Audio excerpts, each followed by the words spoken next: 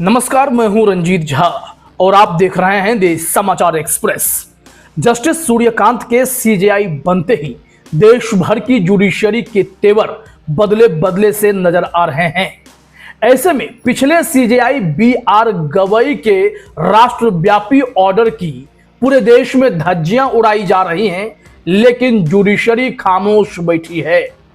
CJI Suryakant नए नए मोर्चा संभाले हैं, लेकिन वो बातें बड़ी बड़ी कर रहे हैं। अंदाज एकदम से नरम ही दिखाई पड़ता है। इसी बीच सुप्रीम कोर्ट के नामी जस्टिस रहे जस्टिस अभय एस ओक ने सीजेआई सूर्यकांत को झकझोरा है और मोदी सरकार समेत तमाम राज्य सरकारों की भी नींद उड़ा दी है। उन्हें बता दिया है कि आप भूलिए नहीं, इस देश में एकमात्र ताकतवर संस्था है जो आप लोगों को असंवैधानिक होने पर लाइन में लाकर खड़ा कर सकता है, वो है जुडिशरी। उन्होंने क्या कुछ कहा है, जस्टिस सूर्यकांत को क्या मैसेज दिया है, वो तो हम आपको बताएंगे। लेकिन वो कौन सा ऑर्डर है जिसकी चर्चा इस वक्त पूरे देश में हो रही है? रवीश कुमार ट्वीट कर रहे हैं, जुडिशियल रिपोर्टिंग करने वाले सौरभ दास भी इस मसले को जोर शोर से उठा रहे हैं। दरअसल जस्टिस बी.आर. गवई ने पूरे देश में बुलडोजर जस्टिस पर रोक लगाई और इसे अपने करियर का सबसे महत्वपूर्ण फैसला भी बताया। लेकिन जम्मू कश्मीर से एक ऐसी रिपोर्ट आई है तो यह केंद्र शासित प्रदेश, लेकिन मुख्यमंत्री के अंदर शहरी विकास मंत्रालय के जरिए जो बुलडोजर एक्शन का काम हुआ एक पत्रकार के घर पर, वो पूरे देश में चर्चा का विषय बन गया है और इसे बड़ा मुद्दा बनाया जा रहा है। ना प्रोसीजर फॉलो किए गए हैं, ना नियम कानून को तनिक भी माना गया है और वह पत्रकार लाइव रिपोर्टिंग करता रहा, लेकिन प्रशासन उनकी गलती बताए बिना उनके घरों को तोड़ने के लिए एकदम पागल हो उठी और ढा भी दिया। लेकिन तब तक सीजेआई सूर्यकांत क्या कर रहे थे, या उनके नेतृत्व में जो देश भर की अदालतें हैं वो क्या कर रही हैं? ऐसे मसले में क्यों नहीं सुओ मोटो जैसे एक्शन हो सकते हैं?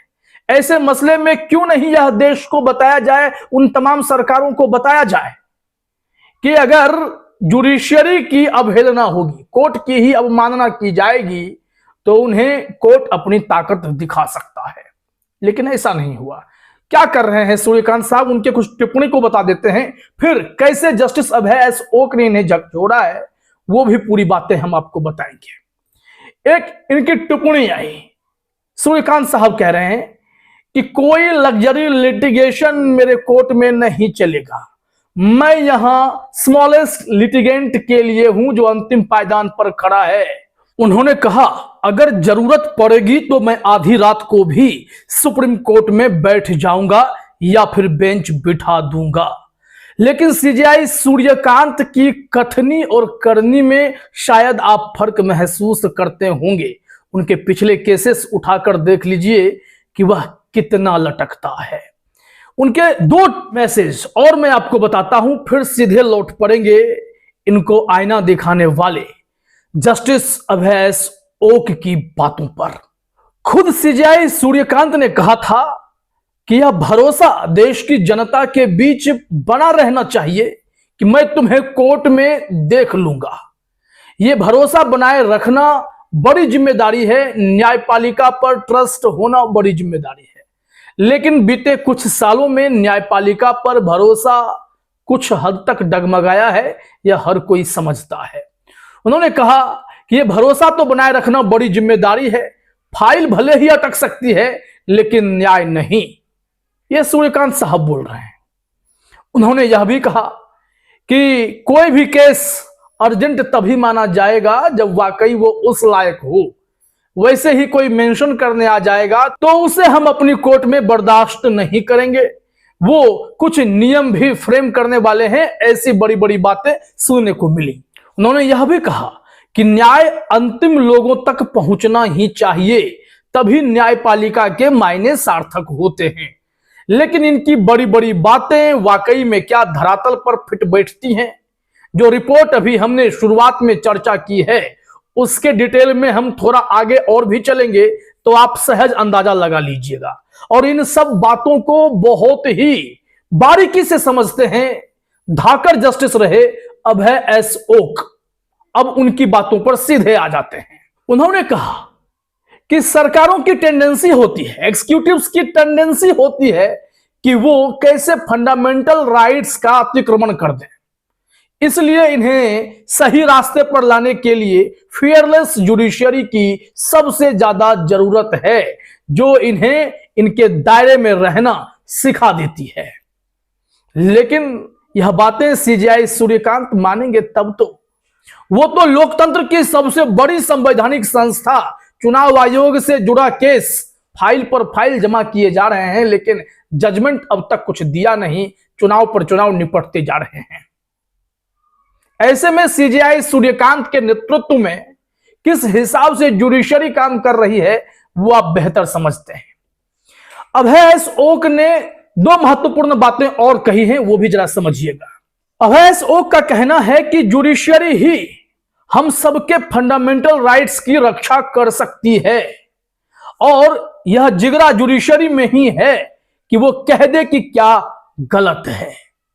एग्जैक्टली यह है कि someone must clearly say what is illegal and what is legal.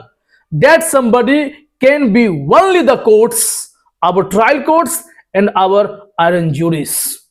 मतलब सिर्फ सुप्रीम कोर्ट की ही जिम्मेदारी नहीं, तमाम अदालतों की यह जिम्मेदारी है, और वहां बैठे निडर बेबाक निर्भीक जजों का यह दायित्व है कि वो देश में मनमानी कर रही सरकारों पर लगाम कस दें, उन्हें सीमाएं सिखा दें। लेकिन देश में फंडामेंटल राइट्स का किस तरीके से हनन हो रहा है वो अभी आप समझेंगे। जस्टिस ओक ने कहा कि अगर पुलिस या कार्यपालिका फंडामेंटल राइट्स की जो गारंटी हमें अंडर आर्टिकल 19(1)(a) के तहत, संविधान के तहत मिली है, उसकी इज्जत करने में फेल हो जाती है, उसका सम्मान नहीं करती है, तो it is the duty of the courts to step in and protect the fundamental rights. उन्होंने कहा there is no other institution which can uphold fundamental rights. अब इसका मतलब समझ रहे हैं आप। बार बार वो सीजेआई सूर्यकांत को झकझोर रहे हैं कि बड़ी बड़ी बातें करने से सिर्फ काम नहीं चलेगा, आपको अपने ताकत का एहसास इन सरकारों को कराना ही होगा। जस्टिस अभय एस ओक इसी के लिए जाने गए, और जब वो रिटायर हुए तो उनके बारे में पूरे देश ने एक सुर में कहा कि चीफ जस्टिस तो ऐसा होना चाहिए, जज तो ऐसा ही होना चाहिए जो किसी से घबराता नहीं हो। इन्होंने किसी को नहीं बख्शा था, सरकार में ऊंचे ओहदे पर बैठे लोगों की भी खाट खड़ी कर दी थी। तो अभय एस ओक इतने बेबाक रहे हैं। लेकिन यहां सवाल उठता है, क्या अभी भी जुडिशरी में उतनी ही ताकत है कि वो सरकारों को बता सके कि मनमानी नहीं चलेगी? क्योंकि धरातल पर कुछ और दिख रहा है। क्या दिख रहा है अब वो समझिए। जम्मू कश्मीर के युवा पत्रकार हैं अरफाज अहमद डेंग। उनका जो पारिवारिक घर था, फैमिली हाउस जिसे कहते हैं, जिसकी रक्षा करने की जिम्मेदारी अदालत ने भी उठाई, उनके घर को जम्मू कश्मीर के डेवलपमेंट अथॉरिटी जेडीए ने बुलडोज कर दिया। यह घर जम्मू के बटिंडी के इलाके में था। दरअसल पत्रकार ने बहुत ही शानदार रिपोर्टिंग की थी। रिटायर्ड पुलिस अफसर पर आरोप लगाया था अपने इन्वेस्टिगेटिव रिपोर्ट में कि ये ड्रग तस्करी में शामिल थे। उनकी रिपोर्ट में दावा किया गया था कि ड्रग्स की बड़ी खेप जम्मू कश्मीर में इसी अफसर के संरक्षण में आ रही थी। लेकिन उसके बाद यहां पर मैटर ही चेंज हो गया। इस पत्रकार की आवाज दबाने के लिए वहां से ताकत झोंकी गई सिस्टम के जरिए, एग्जीक्यूटिव्स के जरिए, और कहा गया कि आपका घर अवैध है। योगी जी के स्टाइल में वो नगर पालिका नगर निगम का नक्शा निकाल लाए होंगे। लेकिन हर बार कोर्ट ने यही पूछा था कि अगर एक कॉलोनी में 50 घर है तो कोई एक ही घर अवैध कैसे होगा? क्या सिर्फ वही नगर निगम का नियम का पालन नहीं करता होगा और उनका घर गिरा दिया जाएगा? तो क्या उनका ही घर सिर्फ अवैध था? पूरा घर मेरा यहाँ पे है, पिछले 40 सालों से हम यहाँ पे रह रहे हैं, और ये गुंडागर्दी आप देख सकते हैं। इतना तामझाम एक अल्फाज डेंग के लिए। एक बार फंस जाएंगे। सर मोबाइल का मेरा, मोबाइल का रखा सर, टाइम मांग रहा हूँ मैं। नोटिस कहाँ पे? किसी का घर आप कैसे तोड़ सकते हैं? किसी का घर आप कैसे तोड़ सकते हैं? ऐसे में इस मसले पर रवीश कुमार ने भी बहुत ही जबरदस्त टिप्पणी की है जब सौरभ दास ने खुले तौर पर इस मामले को उठाया। सबसे पहले सौरभ ने ट्वीट किया, टेरिबल टेरिबल टेरिबल, ये भयावह है। किस हिसाब से उमर अब्दुल्ला की सरकार ने इतनी भर्त्सना योग्य कार्रवाई की है। अगर अपोजिशन गवर्नमेंट भी सेम अनकॉन्स्टिट्यूशनल टूल्स का इस्तेमाल करेंगे उनके विरोधियों को चुप कराने के लिए, तो फिर मतलब ही क्या रह गया। इस मामले में इस घटना को देखिए चीफ मिनिस्टर, यह एक्सेप्ट नहीं किया जाएगा। सौरभ दास ने पोस्ट किया दीवा खान के उस वीडियो क्लिप को कई लोगों ने साझा किया है, कैसे पुलिस मनमानी पर उतर आई। सौरभ दास ने एक और पोस्ट किया कि देखिए किस हिसाब से बुलडोजर जजमेंट को धुएं में उड़ा दिया गया है।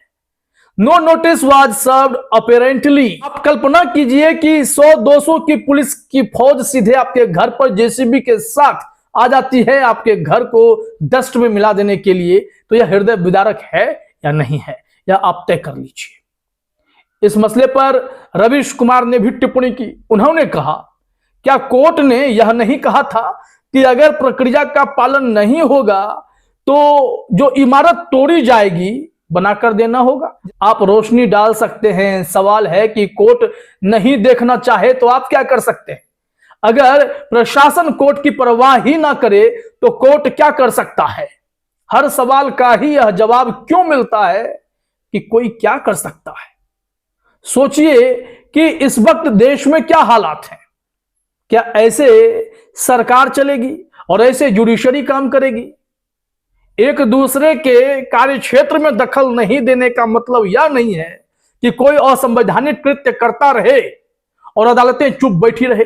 सीजेआई सूर्यकांत के नेतृत्व में चलने वाली इस जुडिशरी से पूरे देश की जनता बड़ी उम्मीद लगाए बैठी है कि ऐसे केसेस में कम से कम इंसाफ तो हो, कोई तो सुओ मोटो करे, कोई तो हिसाब लगाए कि मनमानी की रेखाएं कहां पर हैं और कहां से जुडिशरी की ताकत शुरू हो जाती है।